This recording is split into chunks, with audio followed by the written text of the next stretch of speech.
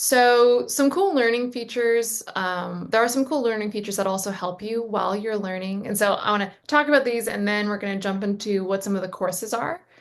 So when you're going ahead and learning, a new feature we've actually added is quiz summaries. So you'll see here, I went ahead and I took the some Nmap content, took a quiz on basic network scans. And this is really helpful when you're still learning, because for example, we'll have this down here and it'll tell you why you got things wrong. It'll tell you more about what the right answer is. So it is explaining why, my answer is incorrect for this specific question.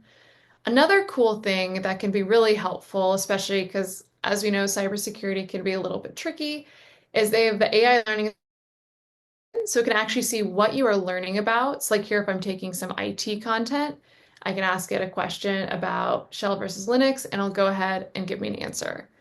So now that I've shown you a little bit about how to figure out the right course, a few things you'll see in the courses, I want to talk about some of the courses that I really like that I think are great for beginners. So one that I think is a great place to get started. Now, this one is more of if you've decided like, hey, I really know I will like cybersecurity, I want to start learning about it, is this Fundamentals of Cybersecurity course. And we have interactive things in here, like for example, in the lesson on malware, we have an exercise talking about spyware. And we have something here where you type stuff into the password field and you can see like you can't see what the characters are, but over here in the terminal, it's going ahead and the keylogger is logging everything that you're typing in. So in a course like this, you'll get experience actually seeing what some of these could kind of look like behind the scenes. And again, in actual spyware, the user wouldn't see what's happening here, but like you as the learner will get to see that. So this one is a great place to get started. Another course that I really like is Introduction to Ethical Hacking. So here at Codecademy, we are ethical hackers. We're not black hat hackers. And if you don't know the difference, you'll learn a little bit about that in this course. So basically what ethical hacking is, it's this idea that usually maybe with permission, you will go and you'll hack into something and then you might report the bugs and the vulnerabilities and things that you find. Now, like for example, in this, there's an exercise where this very, very safe and secure fake bank financial application, and you will walk through a lesson where you'll go through and find a bunch of different vulnerabilities. And in some of the lessons, you'll also get a chance to fix them as well. So this is a really fun one if you're not just interested in cybersecurity, but if you're interested in the idea of hacking, being a little bit of a hacker. I don't know about you, but I always think that that part is pretty fun. So again, on the topic of hacking, again, ethical hackers. If you want to be an unethical hacker, then, you should go take some other content. We don't teach that here. It's a little bit of a joke. So we have our scan systems with Nmap course. So this one, and I'm going to show a demo of this one a little bit later, actually. For scan systems with Nmap, this one is network scanning.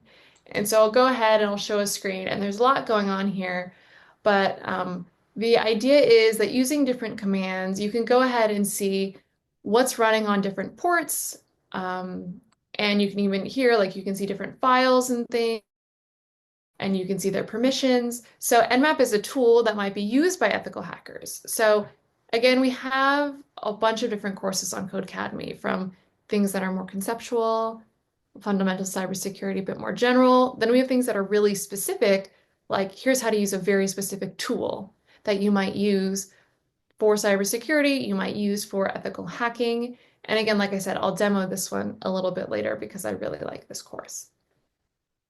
So there's a few other things that are new to our catalog. So let's say you have specific languages that you work in. So we're recently releasing what I'm calling our Secure Coding Practices series. So we recently launched the Secure Coder course. This one's more conceptual. It's great for everybody. Talks about general vulnerabilities. We also have Secure Coding Practices in Java. Now this course, this is great for people who are Java programmers, or as a security professional, you really need to know about vulnerabilities in all sorts of different languages, like depending on what company you work at, what's in your application. You need to be able to tell lots of different people about the vulnerabilities that might be specific to what they're working in. So again, this one would be good for Java or cybersecurity professionals. And we've also recently released our secure coding practices in C, great for C programmers, and again, cybersecurity professionals. And I'll go ahead and show a demo also of secure coding practices in C as well. So the last bit of new content I want to talk about are some new video courses. So a lot of these are certification content. So certifications in cybersecurity, there's a lot of them, and they can fall into a couple different categories. So you might have some things like the CompTIA Security Plus. So for that one, you go and you study. Maybe you take this course to help yourself study. Then you go ahead and you take the certification exam, and if you pass it, great, you have the certification.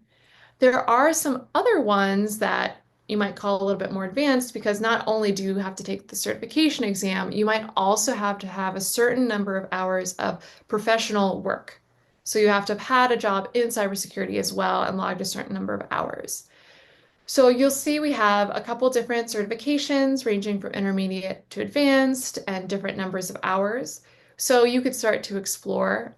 What I generally recommend is if there's jobs you're interested in, go look at the job description, kind of see what sort of certifications do they ask for. And that might help guide you a little bit into figuring out which ones of these you might want to take.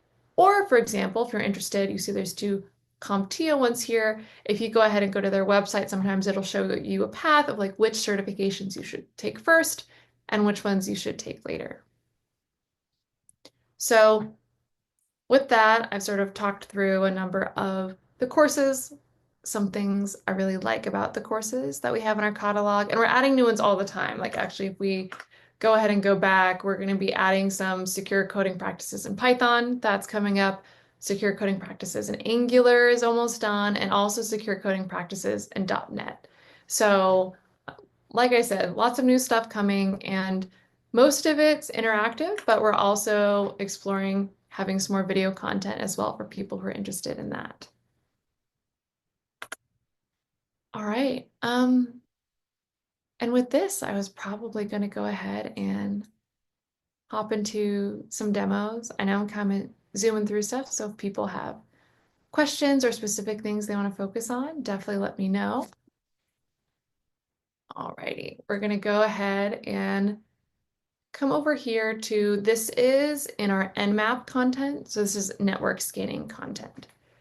So what we're going to go ahead and do here, I'm in the lesson about basic network scans. So I've already, I cheated a little bit. I already know what the other exercises are. So there's some of this that'll be a little new to you. That's okay. Also, Stephanie, if there's things in the chat, let me know. I can't quite see it from my screen. All right, so some things that we've done to make this a better experience for you is we've gone ahead and we've added some extra services here in the terminal. So I can go ahead and I'm going to run this command to go ahead. Oh, looks like I did it twice. Go ahead and start some things. So I'm going to click the check work button. So it goes ahead, says, great, done the first step, ready to go.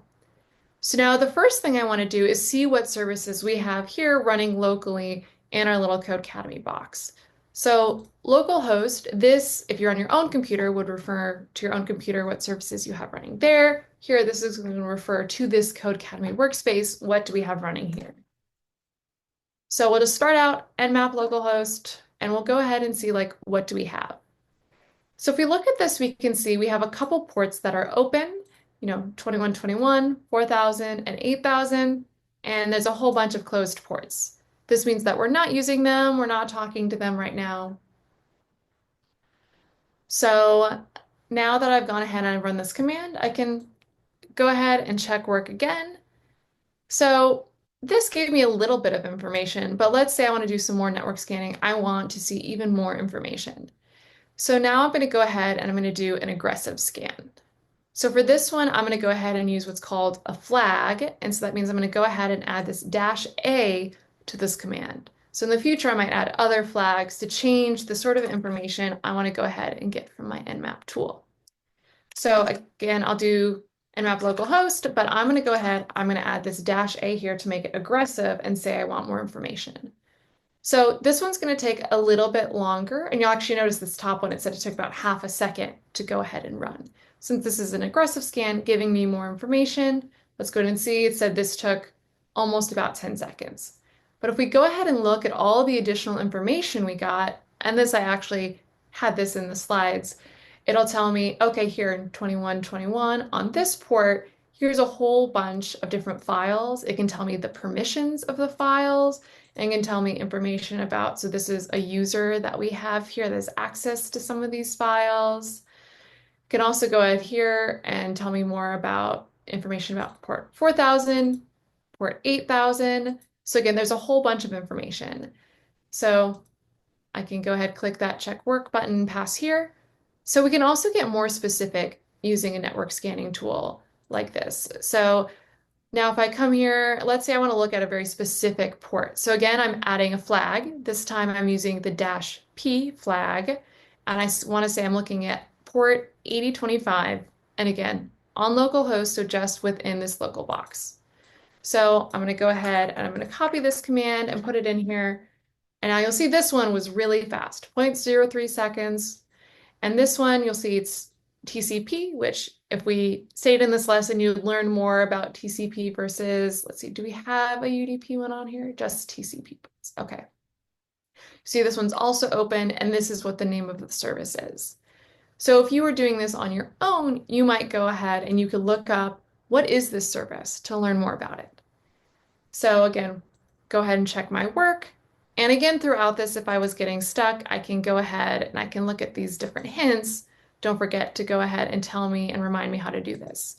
So in this exercise, it really did kind of give you the answer, but like as we go further along, they get a little harder as they expect that you're starting to understand how to use the tool. So before I go to the next demo, one small thing about Nmap, this network scanning tool, you'll notice again, I'm going to go ahead and clear this. I was doing Nmap, sorry, Nmap localhost. So I can scan a localhost as much as I want. That's me, myself, and I. That's totally fine. Now, scanning other websites or other people, you really need permission. So this is, again, we talked about ethical hacking. If you're using Nmap to scan other people without their permission, you could actually get into a lot of trouble. You could potentially use this to do nefarious, not so good things. So make sure that you're either scanning this, or if you take this lesson, we'll also give you some other things that you can scan to practice this. So I've shown this lesson. I really like this one. I think the Nmap content is really fun. But let me go ahead and show you some of our secure coding practices content. So now this one is C. C is a little bit more of a low-level complex language because you can really touch on the memory and things in the computer, which means you can do a lot, but you can also break a lot. So one of the vulnerabilities that we are going to look at is a buffer overflow vulnerability. So this talks about the memory in the computer. So we have an image here where it shows we have 4 bits, 1, 2, 3, 4. This is how big our buffer is, and it says, all right, we have 4 bits of memory. You can put things inside of this buffer that's that big. But now in C, if you're not careful, we have that 4 bits of memory, we have that space, but if we try to stuff in extra information, it'll start writing over other things in memory that we weren't supposed to. It can start erasing things, you can crash programs, lots of things can go wrong. So in this, we're going to go ahead and we're going to take this buffer overflow vulnerability and we are going to try to fix it. So in this specific situation here, we're going to go ahead and run this. And what's happening is our buffer has 10 bits of space. Oh, well, sorry, a buffer of size 10. So I'm going to go ahead and I'm going to run this. And so in order to break this, all I need to do is have a string longer than 10 characters. So something like the string is too long for the buffer, or I could go ahead, just type in some gobbledygook gibberish longer than 10 characters, and you'll see it terminated, it went and it crashed the program because we only had space for 10 characters, and we went ahead and we did a lot more. So if I go ahead and go to the next exercise, we're going to work on fixing this. So you'll hear the terms vulnerability and mitigation a lot in security. So we're going to go ahead and mitigate this. So now, oh, and here's a sort of cool thing we have too. You'll see this thing. You can go ahead and hover over some of these terms, and it'll actually define them for you. So again, I already kind of know how to do this one. I like cheated and did this ahead of time. So we're going to scroll down to how to fix this. So a few things that we are going to do, and here it's talking about some ways to secure things. Let me go ahead and reset that. We are going to replace this function here that'll copy a string. And actually, I'm realizing I don't think I reset this. I have some extra little bits and bobs that you don't have. All right, I'm going to take this little string copy function and I'm going to change it into something that'll limit how much I can copy into my buffer. So what I'm going to go ahead and do, I'm going to change this from just string copy. I'm going to change it to this function. And then I'm going to go ahead and say, all right, what I'm going to do is I'm going to limit you to the size of the buffer -1.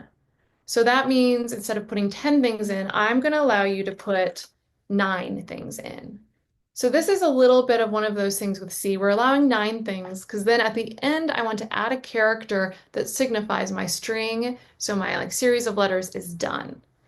So now I'm going to say like, no matter what user input I get, I'm going to go ahead and stop you from giving me something that's too big by cutting it off. So now that I've gone ahead and limited the size, I'm going to go ahead and say, I'm going to use this size of my buffer again, say size of buffer -1. So I'm going to say at the end of it, I'm going to go ahead and put a character that's going to signify the end of a string. All right, so I realize I might be getting ahead of myself a little bit here. So I went ahead, I did this first part, and again, I added the null terminator at the end to make sure my string is properly terminated. So we're going to run this one. Now in cybersecurity, though, it's important to have multiple fail-safes. So here I've said, no matter what input I get, so again, if they type in a bunch of characters, I'm going to go ahead and I'm going to say, if you give me more than 10, I'm going to cut this off. That being said, the question is like, why am I even accepting something that's too long? So I can go ahead and I can change this scanf and I can change it so it only accepts the right number of characters. So let's go ahead, click run to see, did I do this correctly? I did. Great. So now I'm going to go ahead and we're going to recompile this. So this is something in C that you have to do. So I've recompiled it and now let's run it and see what happens if I try to enter something that's too long. So we can say this string is too long. Let's see if it crashes our program. So you'll actually see now our buffer, whereas before the program crashed because it only had room for 10 characters, or I guess you could really say 9 characters and sort of that null character at the end. Instead of trying to shove this whole thing into it and crashing the program, it went ahead and it cut it off. And we did a couple things, again, in summary to fix that. Sort of in the back end, we said, we're going to limit how much you can put in the buffer. And then more on the front end, we said, we're actually going to limit how much the user can give us. So then just in case the user is smarter than we might think and find a way to get around this, then we have this second thing here. So again, this is from Secure Coding Practices in C. So I'm going to go ahead and show one more exercise here. If we go ahead and go to this next one, so this is about memory leaks. So again, in C, like we said, and we sort of saw with the buffer, you can access memory and do things with the memory. One sort of odd thing that you might not see in Java or Python or other languages, because they do it on their own, is in this one here, you actually have to say when you're done with the memory. So let's go ahead and we're going to run this program. It's kind of a fun one. It goes ahead and it says different animal facts.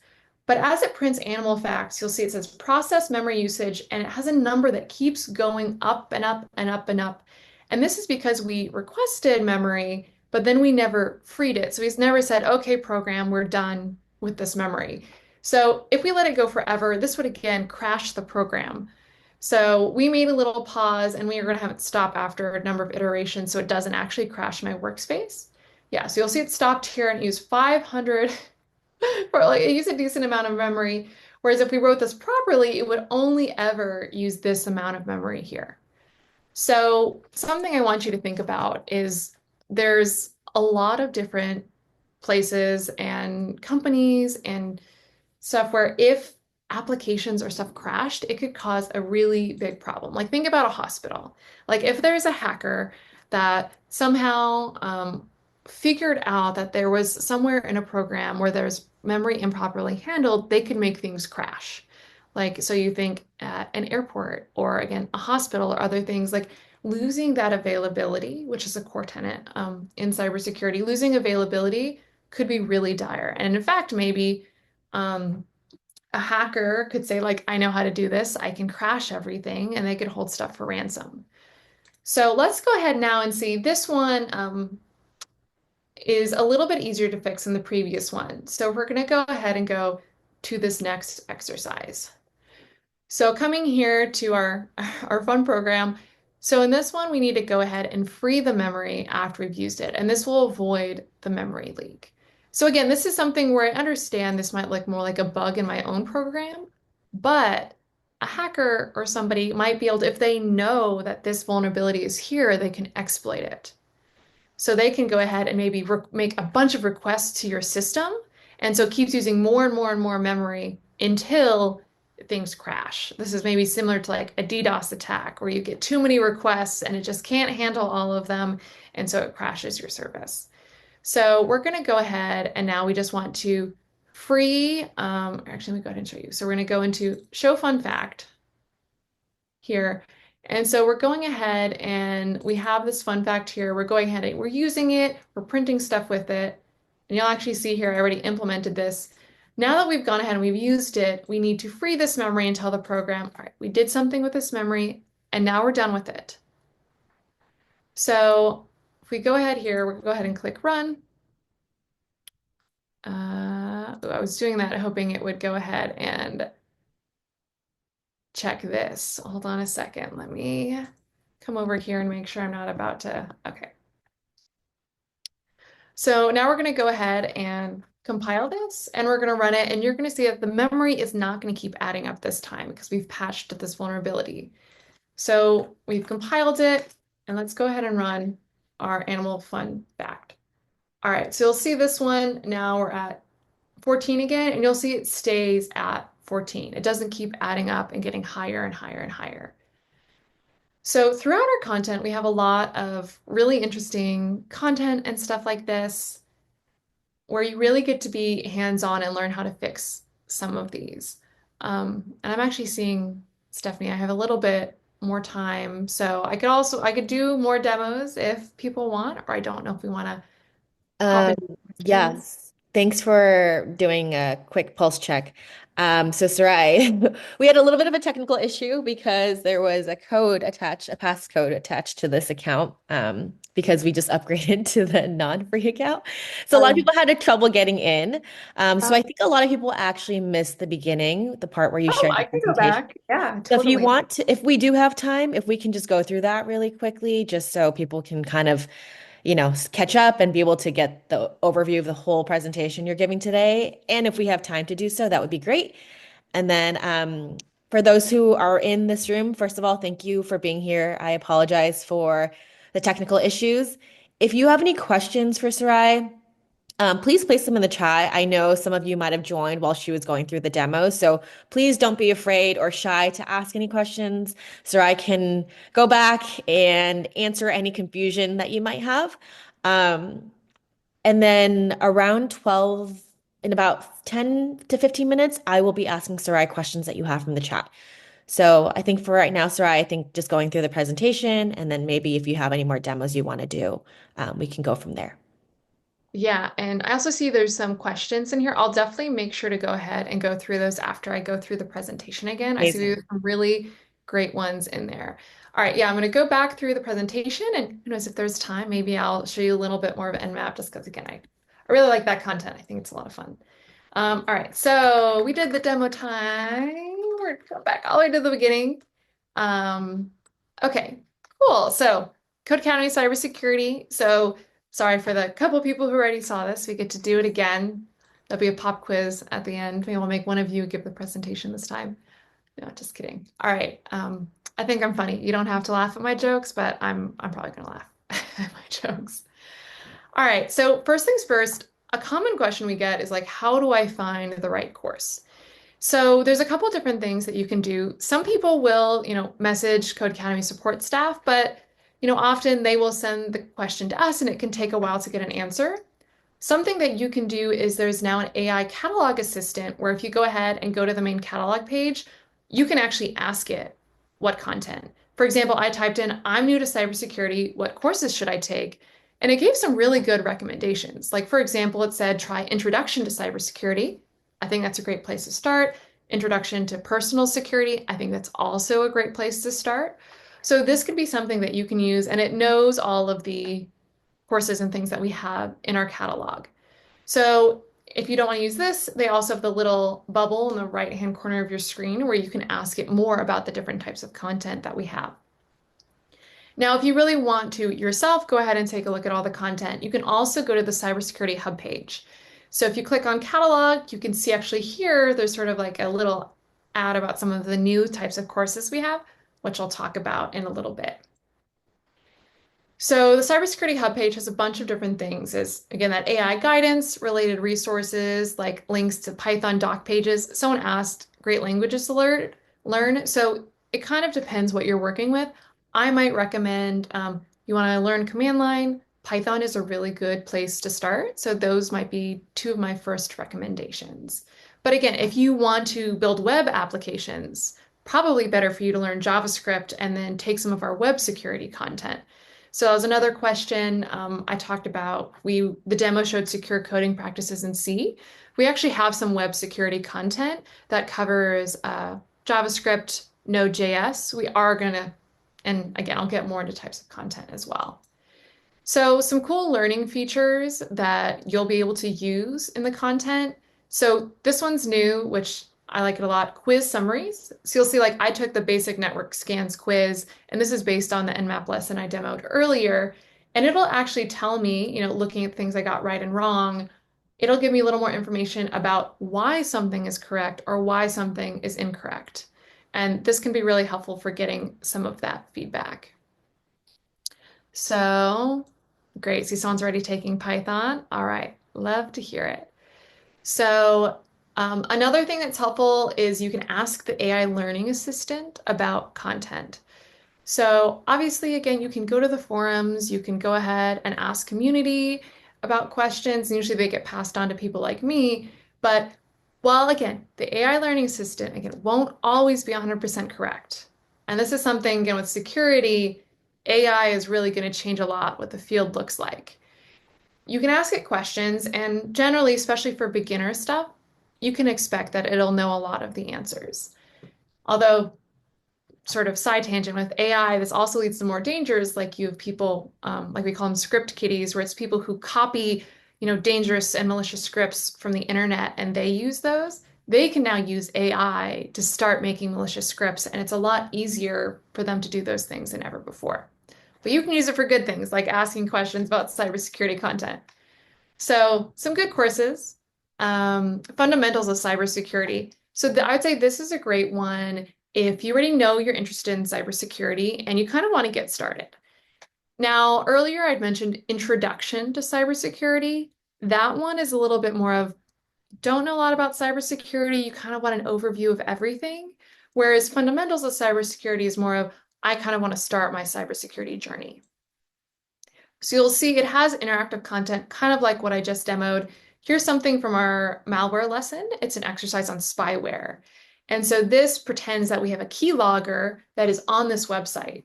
And what that does is even though you can see here, I'm typing in the password and they're just these little dots, over here in the terminal, it's actually logging everything I'm typing into this password field. So keyloggers, those are things that people could install on phones or computers. One of the reasons you never take a USB you find on the ground and plug it into your computer, someone could have something that'll install a keylogger on your computer. But you'll see you'll kind of get that interactive view into what this might look like. Another fun course is Introduction to Ethical Hacking. So this is a little different from the fundamentals course because this is a little more specific. So as I said before, we are ethical hackers here in Codecademy, taking Codecademy content. We're white hat hackers. And this means that we only hack with permission and to help other people fix bugs and vulnerabilities. So there might be places, and as you get more advanced, you can sort of practice your skills. You can look for things called bug bounties, where people might say, "Hey, try hacking my website, and then if you find something and tell me about it so I can fix it, I'll actually pay you money." Which is kind of a fun thing. And you'll see we have things like this super, super secure banking application where you get to go through and see some things that might be vulnerable or insecure about this application. Like, and I know this seems unreasonable, but trust me, things like this exist. For example, here within their HTML in a comment, they've actually put a username and password for their admin. Again, it seems crazy, but the number of username and passwords that are just admin is unreal. I was demoing scan systems with Nmap. So this is a tool that you can use maybe as an ethical hacker. Maybe you're working on red team, which means like you're trying to hack something to try to find vulnerabilities. And again, report them. Nmap is a tool, just a reminder that you should only use on your own systems, or if you're using on someone else's, you need permission because you actually can get in quite a bit of trouble if you are using Nmap without permission to scan someone else's systems. But I think this one is a lot of fun. It's very practical, very interactive, and we put a lot of work into this one. So, a new series that we are creating is the Secure Coding Practices series. So, we have Secure Coders, more conceptual, beginner, a little bit for everybody. But then we have Secure Coding Practices in Java and C are two that we just released. And so those are good for Java programmers and C programmers, or as a cybersecurity professional, you'll want to know a little bit about all the different languages that are in your application, maybe used at your company, so you can advise on the vulnerabilities that are unique to those languages. We are working on Angular and .NET and Python. And again, JavaScript, we kind of already have some of that for JavaScript and Node, and that's in some of our web security content. So I'm going to do my sort of last slide here, and then I'm going to go through some questions. Actually, I think maybe the questions are after. Maybe I'll do a little bit more of a demo. I think I have a few more minutes. So a last new thing that we have are some new video courses, and a lot of these are about certifications. So cybersecurity is actually pretty certification heavy. And sometimes I advise going and looking at job descriptions for jobs you're interested in and then seeing what sort of certifications do they request. Now, little job tip, don't forget you don't need to meet every single qualification. If you're looking at a job description, if you meet, say, about 70% of it, you should just apply. You should try it. I mean, worst case that happens, you're in the same situation you were if you didn't apply. So, but looking at some of these different certifications, there's different levels. So there might be some like CompTIA Security Plus, where you go ahead, you take the test, you take the certification, you pass, great, you have it. Then there's some other ones where you might also have to have some professional hours, which means you've worked the job a little bit in addition to passing the certification. So this is again something, don't just take these, willy-nilly. You want to sort of have a reason and a purpose you're taking a specific certification. So again, figure out like what job or what sort of thing you're interested in, and then decide which one to do. And then these would be a great addition to your study materials for that. So I did some demos, but I think I have a couple more minutes before we jump to the Q&A. I promise I'm not ignoring the questions. We will come back to them.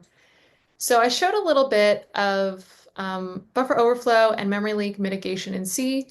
And again, I know these look more like bugs in your program, but if hackers know about them, then they can go ahead and say, great, I can crash this program and I can either, like we said, just like crash something that I don't like, or I can threaten somebody with the fact that I can crash it and then I can hold it for ransom. There's also something called ransomware, which similar can be a little different. Again, there can be overlap between a lot of different malware vulnerabilities and things like that. So maybe for Nmap, let me see if I can go ahead and let's go a little bit further here. Okay, so for this one, I didn't prep this one, so if I make little typos or mistakes, you have to bear with me. So first I'm gonna go ahead and run the startup script. Again, we wrote this so you would have, and actually maybe I can show you here. If we do nmap localhost and we go ahead and we run this, you'll see there's actually only one port that's open right now, 4,000. But if we run the startup script, we've added a few more things to this workspace. All right, so it's going ahead and it's starting. So now let's run our nmap localhost again. Nmap, oops, localhost. And now we'll actually see we have a couple more things on here. And we actually have even more things that we can look at. But here, I'm going to go ahead and check my work so it knows that I went ahead and I ran this. So I'm going to go ahead and run a new sort of scan. Now, this one doesn't need elevated permissions. That's something, if you take this, you'll learn. Sudo is a command that it stands for kind of super user do. So I'm basically saying like, I have special permissions. You should allow me to do this. And if I don't know the username and password, I can't do it. All right. Okay. So for this one, I'll have to remember. Okay. So we want to go ahead and say we're using nmap and we're adding some flags. So some options here to say I want to do a special sort of scan.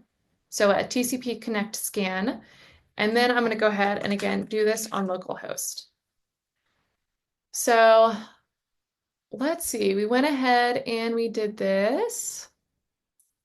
I don't think this did anything particularly more interesting. Okay.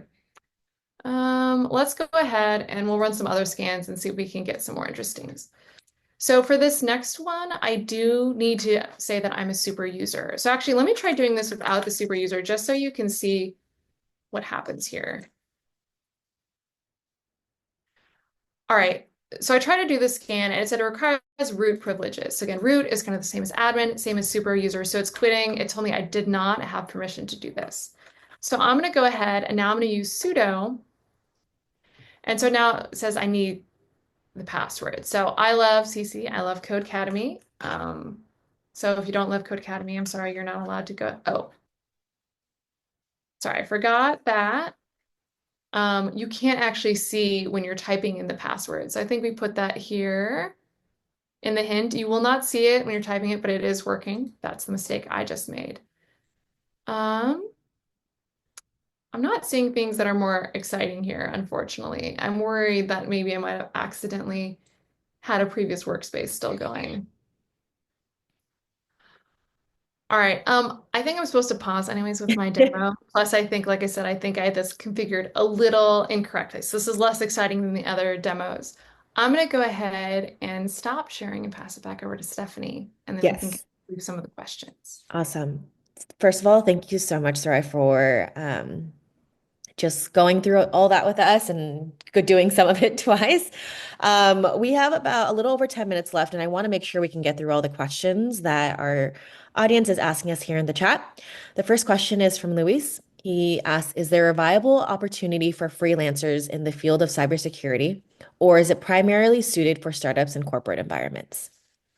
I mean, there's definitely room for freelancers because I think um, a big thing might be like someone might want to hire consultants, like they might want to say like, can you come in and see if our systems are secure?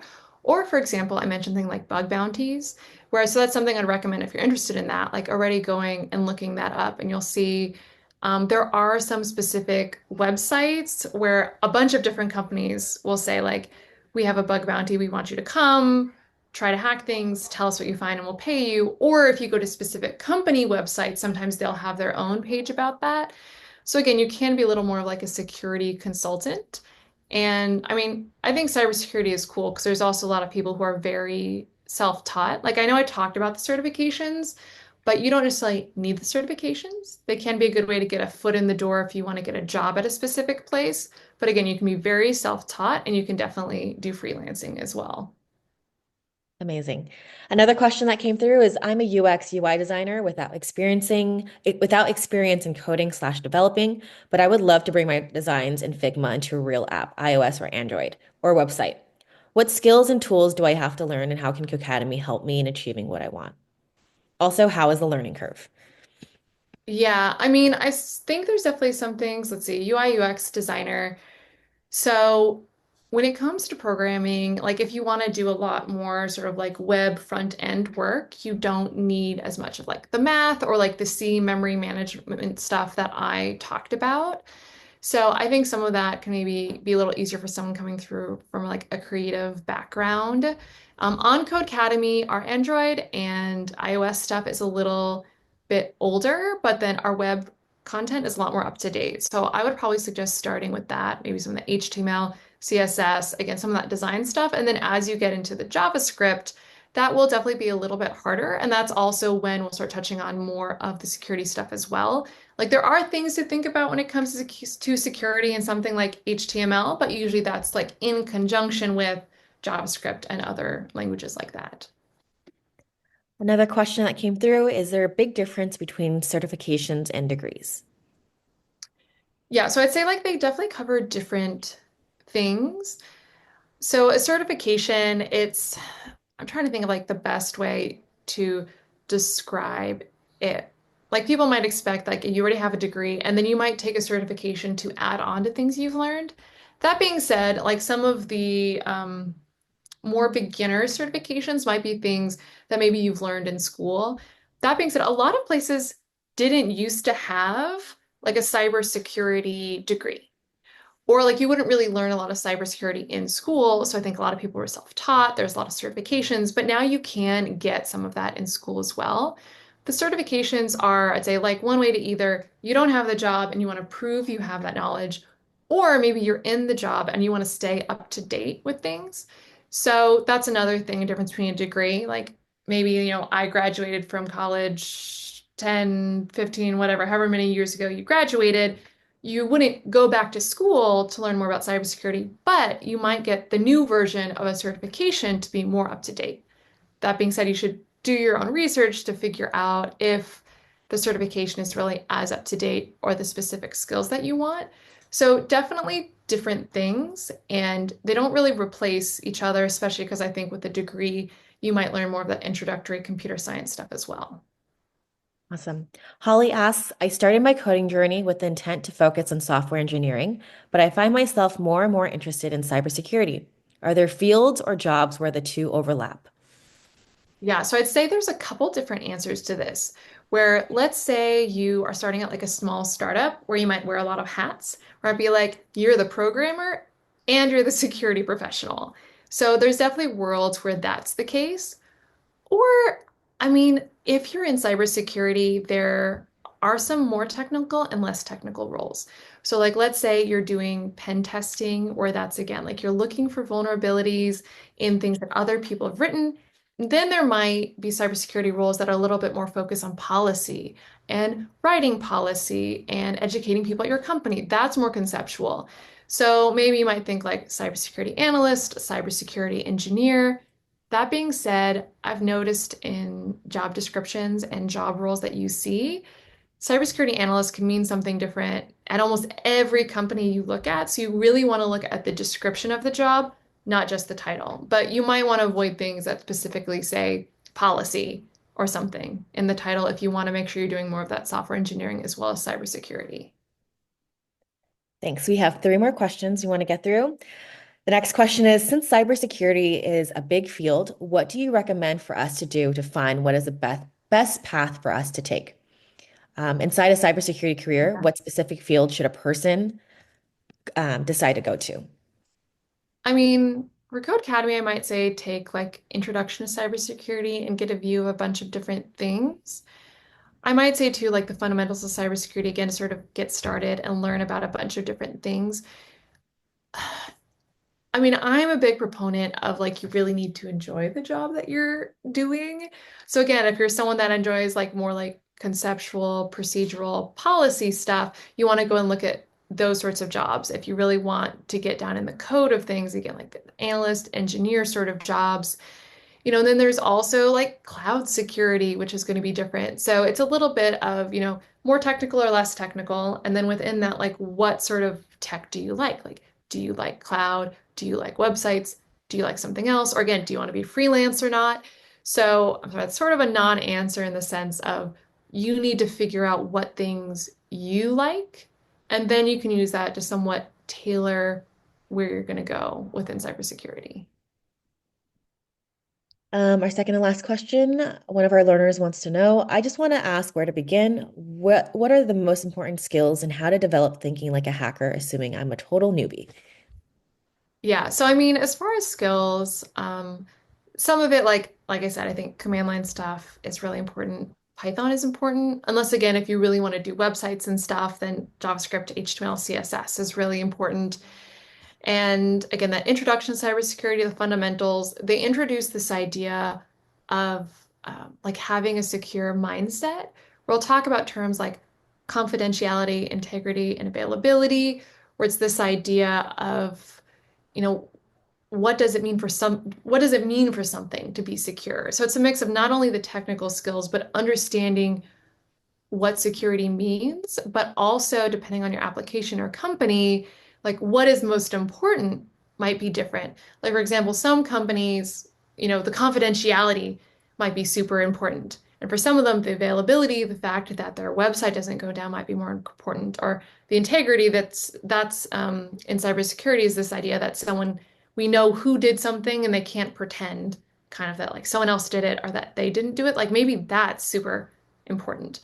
So it's a mix of, the underlying technical and other skills for what you want to go into, but also like that security mindset.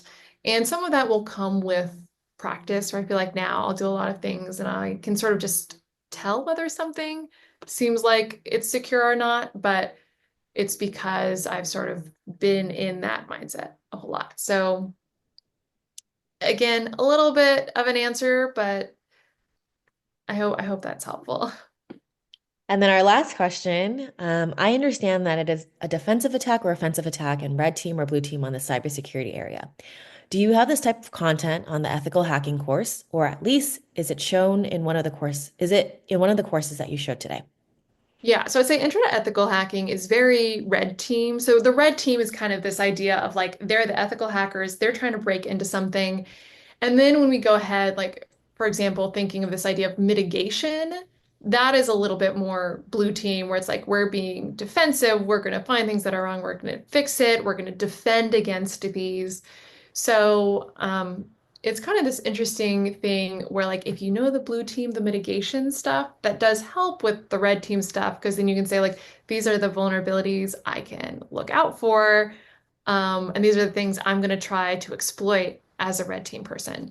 But yeah, intro ethical hacking, red team, um, almost everything can kind of be blue team because we generally like to show how to mitigate vulnerabilities. We do have some things that's a little more of like just demo vulnerabilities, but again, I feel like we have a pretty we cover both things pretty well.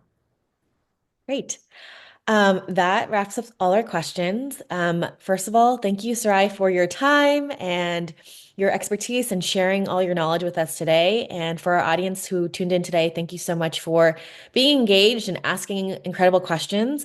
I know some people were wondering if this event will be posted somewhere. It will be. So this event recording will be posted on the event link within the next 24 hours. So please go back and check. You can review everything, watch the live demos again. And if you have any questions, you can also place them in the event link, and then I can connect with Sarai to see if we can get some of those answered for you. Before we wrap up, I just also wanted to share that Sarai is our second of our third Cybersecurity Awareness Month event. We have one last event happening next week. We will be speaking to Gary Carmen, who works at Cybersecurity. He worked previously in the United States Air Force, and now he is currently at SpaceX. So he'll be just doing a quick learner story about his pathway to cybersecurity and then answering any questions that you might have from the audience as well. But thank you so much for being here. Sarai, thank you so much for your time. And I hope to see you all at the next event. Thank you so much. Thanks, everyone. Bye.